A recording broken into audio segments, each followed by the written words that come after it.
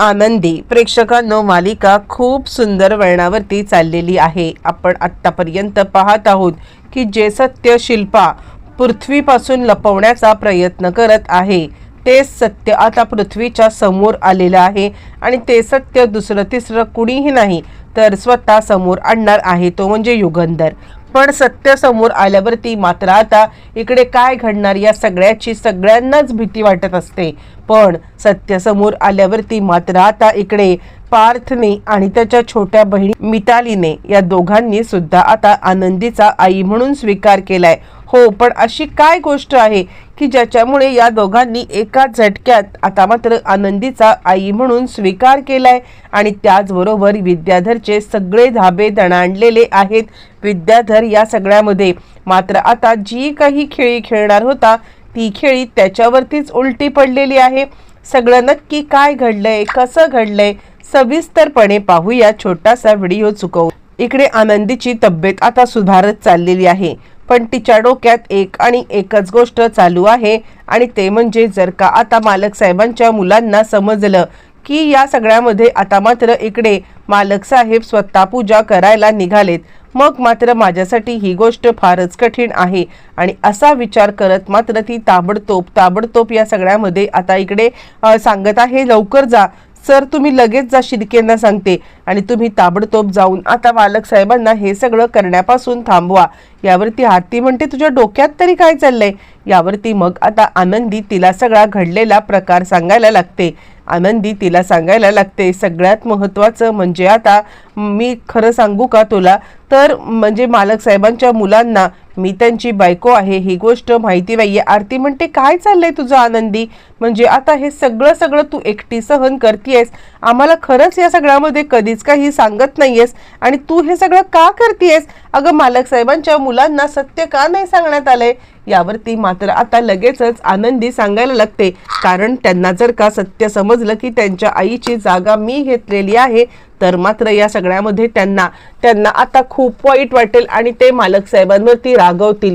यावरती ती म्हणते, अगं असं काय करतेस तू? असं वेड्यासारखा विचार करतेस ना, आणि त्यामुळे प्रत्येक वेळेला तुझा आता अधिकार तुझ्यापासून हिरावून घेतला जातोय। आणि त्यावरती ती म्हणते, नाही, मला त्यांचं प्रेम अधिकाराने नको आहे, तर मला त्यांचं प्रेम हवं आहे, ते म्हणजे आता मायेने, प्रेमाने।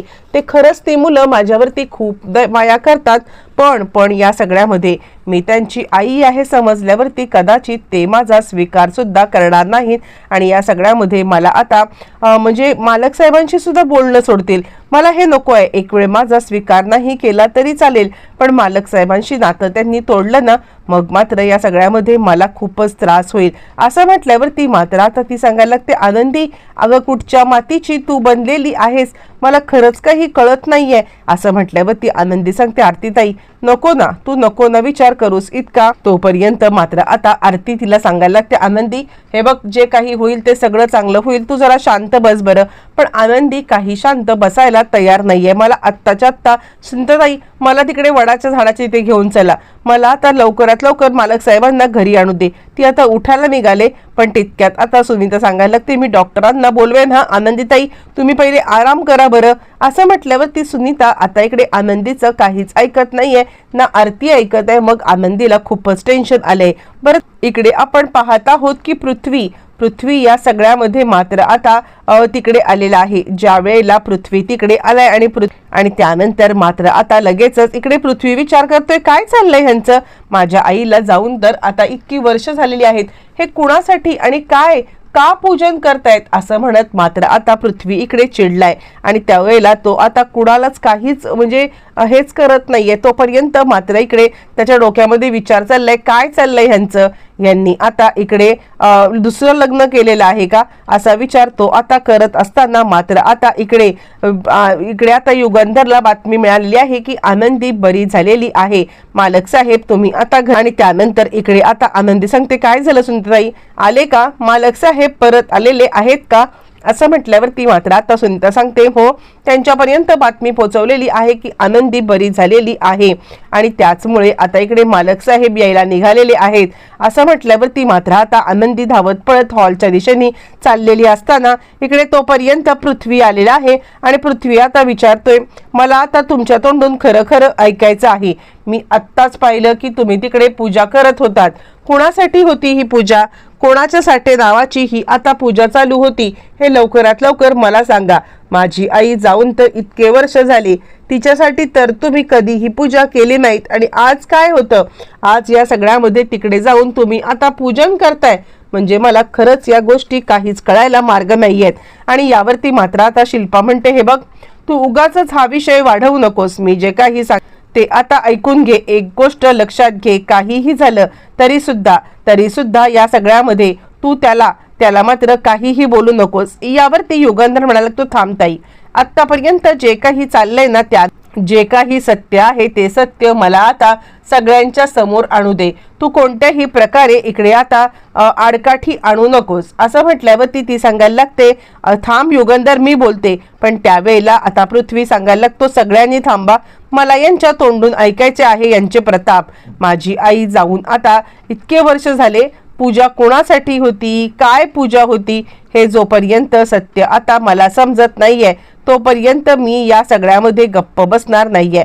असं म्हटल्यावरती मात्र आता लगेचच इकडे युगंधर सांगायला लागतो, हो, सगळं सत्य मी सांगणार आहे. मुळातच मी ही पूजा केली होती आनंदीसाठी. आता मात्र इकडे पृथ्वीला काही विश्वास बसत नाहीये. पृथ्वी आता सांगत आहे, काय बोलताय? खोटं बोलायची काहीतरी सीमा असते. आनंदीच्या नवऱ्याचं नाव इकडे विष्णू आहे हे तिने सांगितलंय ना आम्हाला. आणि असं असताना मात्र आता तुम्ही तिचा नवरा कसा काय? काहीही बोलू नका, खोटं बोलू नका. कुणासाठी ही पूजा करत होतात? काय केलेत तुम्ही? लवकरात लवकर आता बोला. असं म्हणत त्यांनी आता इकडे एक ताबडतोब मोठा हल्ला बोल केलेला आहे. ज्या वेळेला त्यांनी इकडे हल्ला बोल केलाय आणि त्याच वेळेला मात्र आता इकडे पृथ्वी सांगायला लागतोय, खरं खरं बोला. त्यावरती मात्र आता तो सांगायला लागतो, ठीक आहे, तुला माझ्यावरती विश्वास नाहीये ना, तर आता मी या सगळ्यामध्ये आनंदीला समोर बोलवतो. तितक्यात आलेला आहे तो म्हणजे विद्याधर. आणि विद्याधर म्हणतो, पृथ्वी, जे काही तुझा बाप सांगायला लागले ना ते बरोबर आहे. म्हणजे आता त्याने तुझ्या बहिणीची म्हणजे मितालीच्या वयाच्या असलेल्या या आनंदीसोबत लग्न केलंय. माहितीये का तुला? म्हणजे हे काय चाललंय त्याचं, ते तुझ्या बापाचे जे काही प्रताप चाललेत ना ते आता उघड्या डोळ्याने बघण्याशिवाय पृथ्वी तुझ्याकडे कोणताही मात्र आता पर्याय नाहीये. तुझा बाप म्हणजे आता काय बोलायचं, अय्याशीची हद्द पार केलेली आहे. असं म्हटल्यावर ती शिल्पा म्हणते, खबरदार विद्याधर, तोंडाला येईल ते आता बोलू नकोस, तोंडाला येईल ते आता बोलू नकोस. आणि मुळातच या सगळ्यामध्ये मात्र आता काहीही झालं तरी सुद्धा मी तुला आता गप्प बसायला सांगितलेलं होतं आणि गप्प बस, फक्त आणि फक्त गप्प बस. असं म्हटल्यावरती मात्र या सगळ्यामध्ये इकडे लगेचच सांगायला लागते, ते म्हणजे विद्याधर, थांबताई, सगळं सत्य सांगू दे. आनंदी बोल, तुझ्या तोंडाने जे काही आहे ते याला आता तू. असं म्हटल्यावरती आनंदी समोर आलेली आहे आणि आनंदी सगळी गोष्ट सांगायला लागते.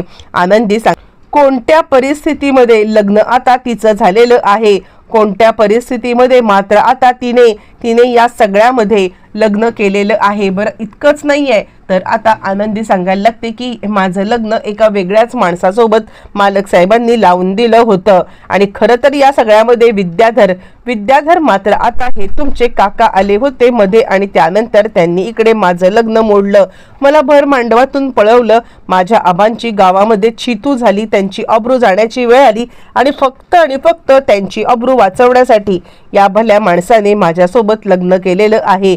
पण लग्न केलं तरी तुमच्या आईचा अधिकार जो काही आहे ना तो अधिकार मात्र आता त्यांनी कोणाला दिलेला नाहीये, ना मला अधिकार दिलाय ना काहीही दिलेला आहे.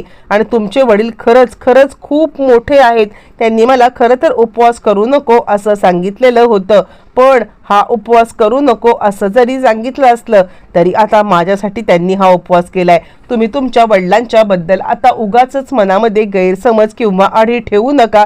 काहीही झालं तरी तुमचे वडील या सगळ्यामध्ये मात्र आता खूप बायकांचा रिस्पेक्ट करतात आणि त्यांनी मला आश्रय देण्यासाठी हे लग्न केलेलं आहे. बाकी ह्याच्यामध्ये त्यांचा कोणताही हेतू नाहीये.